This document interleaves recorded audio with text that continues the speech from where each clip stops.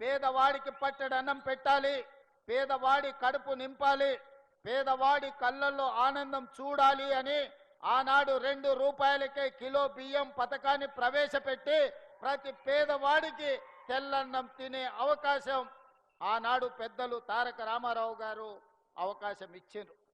ఈనాడు ఆ రోజు ఎన్టీ రామారావు గారు ప్రవేశపెట్టిన 2 రూపాయల కిలో బియ్యం పథకాన్ని ఈరోజు ఉత్తమ్ కుమార్ రెడ్డి గారు పౌర సరఫరాల శాఖ మంత్రిగా బాధ్యత చేపట్టిన తర్వాత ఈ పథకాన్ని ఇంకా వినూత్నంగా పేదలకు అందుబాటులోకి తీసుకెళ్లాలి అని దొడ్డు బియ్యం కాదు సన్న బియ్యం ఇవ్వాలి, నాణ్యమైన బియ్యం ఇవ్వడం ద్వారా ప్రతి పేదవాడి కడుపు నింపాలి అని ఈరోజు రాష్ట్రంలో 3,17,00,000 మందికి ప్రతి వ్యక్తికి 6 కిలోలు ఉచితంగా సన్న బియ్యం పథకాన్ని ప్రవేశపెట్టి ఈరోజు ప్రతి పేదవాడిని కడుపు నింపాలి, ప్రతి పేదవాడి ఆకలి తీర్చాలి అని ఈ పథకాన్ని కొనసాగిస్తున్నాం.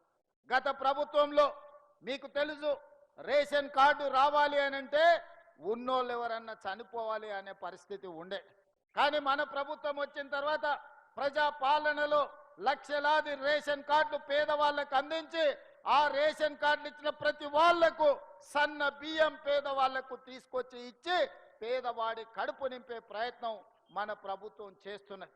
ఈ వేదిక మీద నుంచి పెద్దలు ఉత్తమ్ కుమార్ రెడ్డి గారికి నేను సూచన చేస్తున్నా, ఇంకా ఎవరైనా తెలంగాణ రాష్ట్ర నలుమూలలో రేషన్ కార్డు రాని వాళ్ళు ఎవరున్నా ప్రతి పేదవాడికి రేషన్ కార్డు ఇవ్వండి, రేషన్ కార్డు ఇచ్చిన ప్రతి వాడికి సన్న బియ్యం ఇవ్వండి. పేదవాడిని ఆకలి తీర్చడమే మన లక్ష్యము. ఇదే నందమూరి తారక రామారావు గారికి ఘనమైన నివాళి అని నేను ఈ సందర్భంగా చెప్తున్నా.